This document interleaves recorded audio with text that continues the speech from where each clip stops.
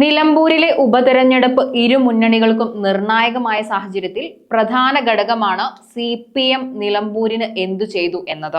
അവിടെ വികസനം തടഞ്ഞത് മുഹമ്മദ് റിയാസ് ആണെന്നും പൂവൻ പഴം കൊണ്ട് കഴുത്തറക്കുന്ന ആളാണ് റിയാസ് എന്നും മലബാറിൽ താൻ വളരുമെന്ന് തോന്നിയപ്പോൾ വെട്ടിനിരത്താൻ നോക്കിയെന്നും പ്രദീപിനെയും അവർ ഒതുക്കുമെന്നും PV അൻവർ പ്രതികരിച്ചു. പൂവമ്പഴം കൊണ്ട് കഴുത്തറക്കുക എന്ന് പറയുന്നത് കേട്ടിട്ടുണ്ടാവും. കത്തി കൊണ്ട് കഴുത്തറത്താൽ എല്ലാവർക്കും മനസ്സിലാവും, ആള് മരണപ്പെടും, രക്തം വരും. പക്ഷെ പൂവമ്പഴം വെച്ചിട്ട് കഴുത്തറക്കുന്നൊരു ഏർപ്പാടുണ്ട്. ഇത് പഴയ പ്രയോഗ പണ്ടത്തെ ആൾക്കാരുടെ. ആ പണിയായിരുന്നു എനിക്കിട്ട് ചെയ്തുകൊണ്ടിരുന്നത്. PV അൻവർ 2000 കോടിയുടെ വികസനമായിട്ടാണ് ഞങ്ങൾ വരുന്നത്. PV അൻവർ ജനവഞ്ചകനാണ്. ഇതാണല്ലോ തെരഞ്ഞെടുപ്പിലെ പ്രധാന ചർച്ച. അപ്പോൾ PV അൻവർ എന്തുകൊണ്ട് ഈ പറയുന്ന രാജിവെച്ചു എന്നുള്ളത് നമ്മൾ വിസ്തരിക്കപ്പെട്ടാണ്. ഇനി നിലമ്പൂരിൻ്റെ വികസനമാണ്. നിലമ്പൂരിൽ 2016 ഞാൻ MLA ആണ്. 2017-18 കിഫ്ബി വരുന്നത്. വലിയ സഹായം എനിക്ക് ഗവൺമെന്റിൽ നിന്നും പാർട്ടിയിൽ നിന്നും കിട്ടിയിട്ടുണ്ട്, ഒരു തർക്കമില്ല. ഒരുപാട് വികസന പ്രവർത്തനങ്ങൾ അവിടെ നടത്താനും സാധിച്ചിട്ടുണ്ട്. പക്ഷേ 2021-26 ആണല്ലോ ഇപ്പോൾ ഈ നടന്നുകൊണ്ടിരിക്കുന്നത്. അതിനാണല്ലോ 5 മാസം മുമ്പ് ഞാൻ രാജിവെച്ചത്. ഈ 21 ശേഷമുള്ള 3.5 കൊല്ലം നിലമ്പൂരിലെ സകലമാന വികസനങ്ങളും തടസ്സപ്പെടുകയാണ്. എങ്ങനെയാണ് തടസ്സപ്പെടുന്നത്? ആരെങ്കിലും ഒന്ന് തടസ്സപ്പെടുത്തണമല്ലോ. ആ തടസ്സപ്പെടുന്നതും എനിക്ക് ഒരു 2 കൊല്ലം കഴിയുമ്പോഴാണ് മനസ്സിലാവുന്നത്. അതിനൊരു കാരണമുണ്ട്. ശ്രീ മുഹമ്മദ് റിയാസിന്റെ ആവിർഭാവത്തിന് ശേഷം അദ്ദേഹം കേരളത്തിലെ മന്ത്രിസഭയിലേക്ക് കടന്നു വരുന്നതിന് ശേഷമാണ് നിലമ്പൂരിലെ ഏതൊക്കെ വികസനം തടസ്സപ്പെട്ടിട്ടുണ്ടെന്ന് ഞാനിപ്പോൾ നിങ്ങളെ ഷോർട്ടായിട്ട് പറയുന്നുണ്ട്. ഇതിൻ്റെയൊക്കെ തടസ്സം ഈ പറയുന്ന മന്ത്രിയുടെ ഓഫീസിൽ നിന്നാണ് പിന്നെ ഞാൻ തിരിച്ചറിയാം. വ്യക്തിപരമായി പോയിട്ട് ഞാൻ പല കാര്യങ്ങൾ അദ്ദേഹത്തോട് അന്നത്തെ ബന്ധം വെച്ച് റിക്വസ്റ്റ് ചെയ്യുന്നുണ്ട്. പൂവമ്പഴം കൊണ്ട് കഴുത്തറക്കുക എന്ന് പറയുന്നത് കേട്ടിട്ടുണ്ടാവും.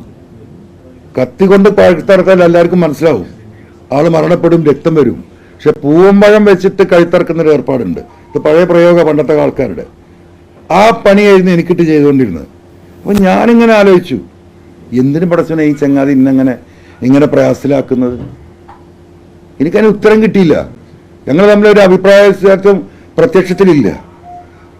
പിന്നീട് ഞാൻ ചില ചർച്ചകൾ ചില ആളുകളുമായി നടത്തിയപ്പോഴാണ് പറഞ്ഞത് എന്താ, ഞാൻ അന്ന് കടന്നൽ രാജ്യമാണ്. CPM-ൽ യുവാക്കളുടെ ഇടയിൽ, വിദ്യാർത്ഥികളുടെ ഇടയിൽ, സൈബർ സഖാക്കളുടെ ഇടയിൽ വലിയ രീതിയിലുള്ള എന്താ പറയുക പിന്തുണ എനിക്ക് കേരളത്തിലൊട്ടാകുണ്ട്. നിങ്ങൾക്ക് അറിയുന്നതാണ്. എവിടെ പോയാലും സഖാക്കൾക്ക് എന്നോട് ഭയങ്കര ഇഷ്ടമാണ്, സ്നേഹമാണ്.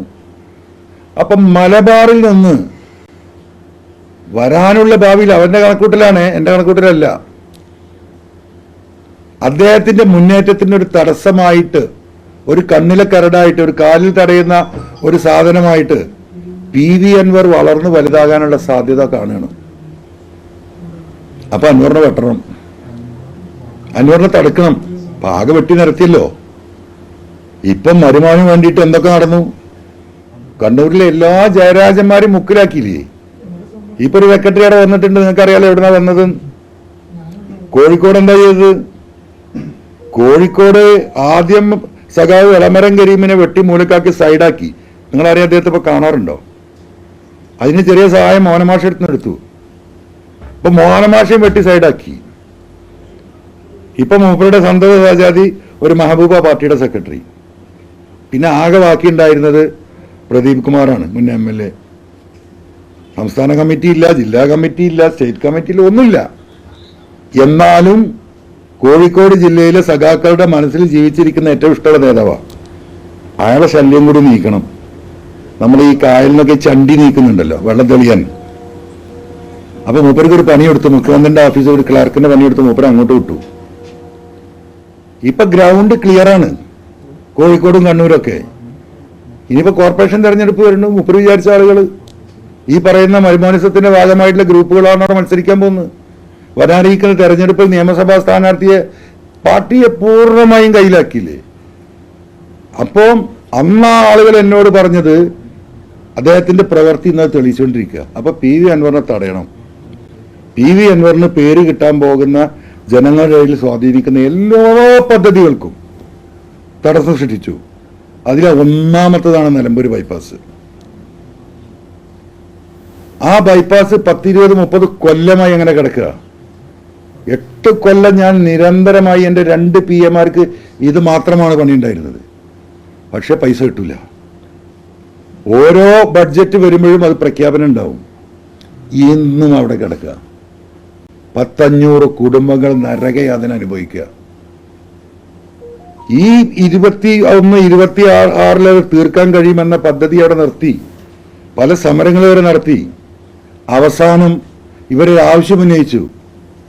അവർക്ക് ഒന്ന് ബഹുമാനപ്പെട്ട മുഖ്യമന്ത്രിയെ കാണണമെന്നുണ്ട്. അവരെയും കൂട്ടിയിട്ട് തിരുവനന്തപുരത്ത് പോയി. മുഖ്യമന്ത്രിയെ കാണാൻ 50 കുടുംബങ്ങൾ തിരുവനന്തപുരത്ത് വന്നു. മുഖ്യമന്ത്രിക്ക് കണ്ടു, അതിൻ്റെ റെപ്രസെൻറ്റേഷൻ കൊടുത്തു. അന്ന് വൈകുന്നേരം നിലമ്പൂർ LC സെക്രട്ടറി ഹരിയുടെ ഫേസ്ബുക്ക് പോലെ ഒരു ഫോട്ടോ ആണ്. ആ മുഖ്യമന്ത്രിക്ക് ഇവർ കൊടുക്കുന്ന പരാതിയുടെ ഫോട്ടോ വെച്ചിട്ട് അടിക്കുറിപ്പ് എന്താ പറയുക അദ്ദേഹത്തിൻ്റെ, ഈ സാധുക്കളെ കൊണ്ടുപോയി പറ്റിച്ചത് ആരാന്ന്. പാർട്ടിയുടെ നിലമ്പൂരിലെ ലോക്കൽ സെക്രട്ടറിയാണ്. ഞാനിത് കണ്ട അന്തം വിട്ടു.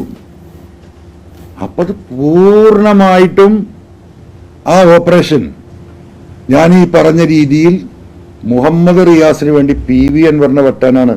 ഈ എന്താ പറയുക, നിലമ്പൂർ ജനങ്ങൾക്ക് വേണ്ടി മാത്രമല്ല, കേരളത്തിലെ തമിഴിൽ നിന്ന് കർണാടക റോഡിനെ ഇന്റർലിങ്ക് ചെയ്യുന്ന ലക്ഷക്കണക്കിന് പോകുന്ന ആളുകൾ ഇന്നും ആ കഷ്ടപ്പാടിലും ദുരിതത്തിലാണ്. ആ പ്രൊജക്റ്റിന്റെ നടുമുറിച്ചു മുഹമ്മദ് റിയാസ്.